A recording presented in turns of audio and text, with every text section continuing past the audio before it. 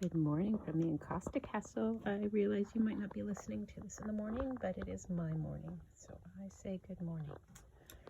And it's a really nice greeting anyway, so what the heck. I'm Patricia Baldwin Segabrook. It's been a little while since I came at you from here. Not too long. But I ascended the stairs this morning, and this was going on. This beautiful sunlight was striking the stairwell, which was sending light down to the stairs on the second floor where I began my ascent, and I thought I left the lights on. The sunshine was that bright. It's really nice. It is maybe made all the more bright because, oh, can we see through the window? So bright that, there we go. It snowed yesterday. First one for Lexington, and the earliest one I can recall since being here, all of a whopping 5, not even 5 autumns now. But that's not why I'm here. That's just the prelude. So if you followed along, and I realize this isn't necessarily in order if these last forever on IGTV, if you follow along, you know that I've been in this series for an exhibit with Melissa Hall that goes up in a month, 3 weeks. And one of the parameters we put on it was that it's all black and white. So these are part of that, as well as the small blocks that have been showing up all over my Instagram page.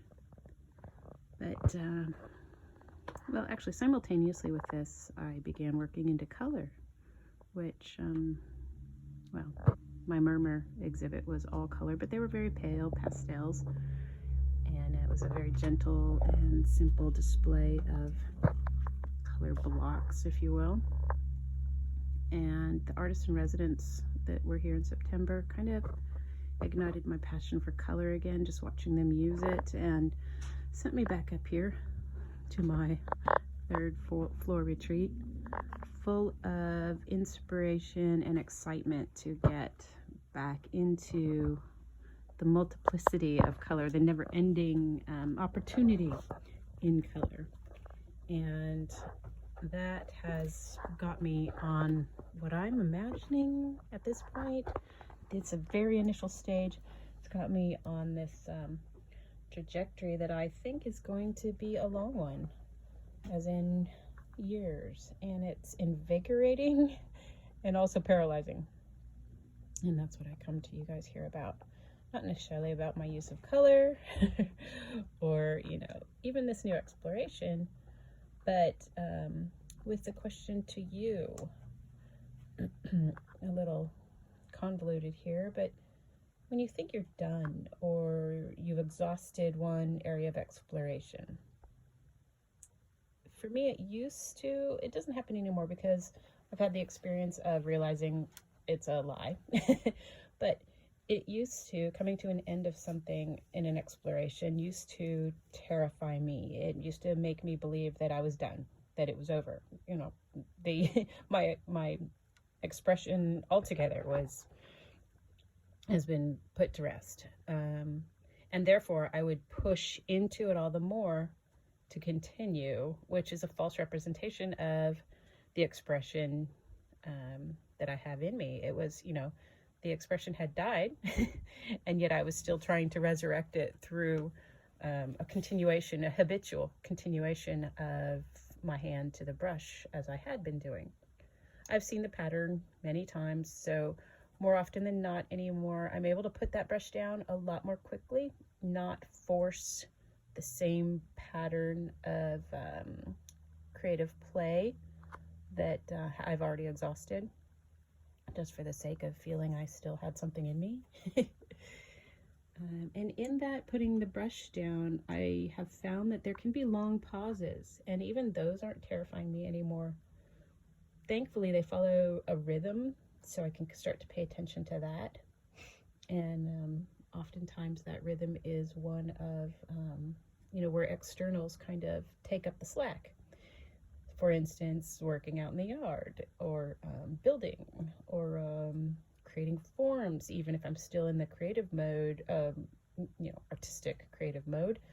I'll be creating forms that I may not know what they will become, but it's still something that's starting to, it's fertilizer. I'm throwing fertilizer around. So I've gone off course a little bit, but what I'm trying to get at in all of this is the question to you. Do you, when you enter into that ending point that is also a beginning, what do you do with the transition? Where do you live in the transition? Is it paralysis, or is it opportunity? Is it invigorating to you, or is it debilitating? You know, is that cup of tea the mandatory green that's prescribed, or is it the delightful experience of ceremony, of honoring? So transition, I guess, is what I'm getting at. Transition is where I'm sitting. When you move from one palette expression to the next, whether you know where that next is or not, what do you do in your transition? I'll share more of where I'm going with all of this work when it's time, but right now I am transitioning to the out of doors to go walk my dog. No, really. Well, yes, really. But I'm also taken off for a few days, and I also find that that reignites the understanding of what it's all about too. I can get mired with my nose to the glass or the palette too close to the action. So stepping away for a few days here is going to tell me more about this transition period as well. I know it. So all of y'all, if you can't get waxy, go get creative. Take it easy, and I'd love to hear from you.